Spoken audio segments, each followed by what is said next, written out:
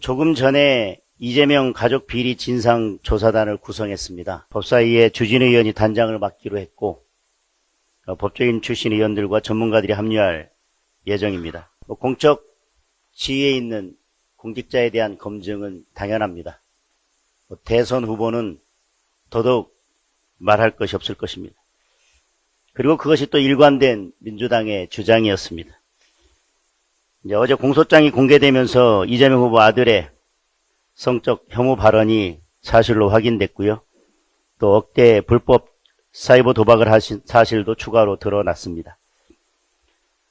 어제 공소장을 통해서 언론에 범죄 사실이 SNS 상에서 공개되기도 했는데, 그래서 제가 추가로 자료 요구를 해서 법원으로부터 자료를 받았습니다. 그 내용은 이재명 후보의 장남 이동호 씨에 대한 수원지방법원 약식명령 사건인데요. 상습 도박 및 정보통신망 이용 촉진 및 정보 보호 등에 관한 법률 위반, 음란문헌 전시 사건의 약식명령, 이 결정 결과가 벌금 500만 원이었다는 사실과, 그리고 2024년 11월 26일 날 약식명령이 확정됐다는 내용입니다.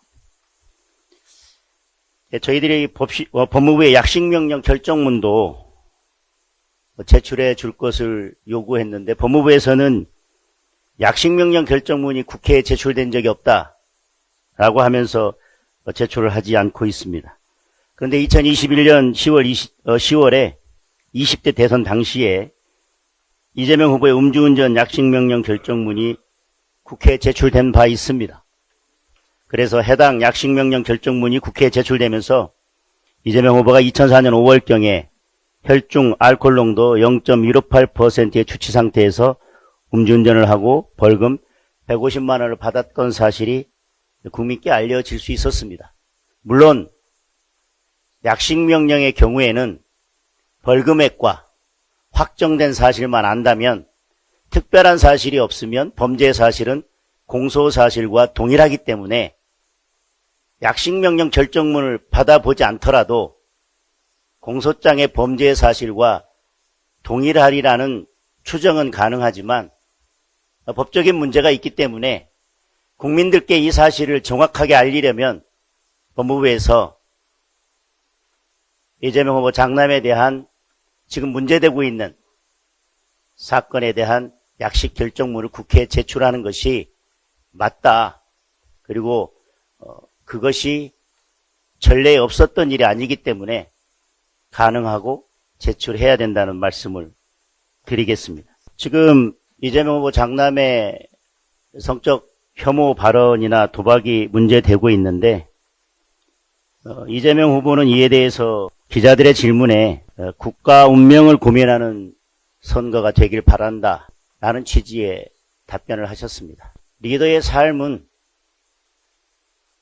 리더가 살아온 삶의 궤적은, 또 그의 주변 인물에 관한 것은 국정 운영과 전혀 무관하다고 할 수 없습니다.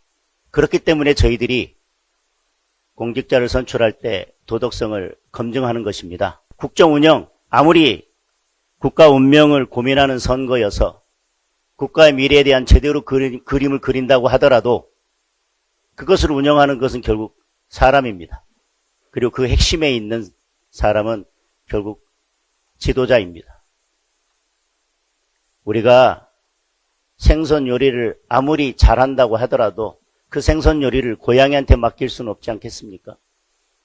집을 아무리 잘 지어놓고 그 집을 도둑에게 맡길 수는 없지 않겠습니까? 지도자의 도덕성이나 지도자의 청렴성, 이런 것들에 대한 검증 없이 국가 운명을 어떻게 논한다는 것인지 저는 이해하기 어렵습니다.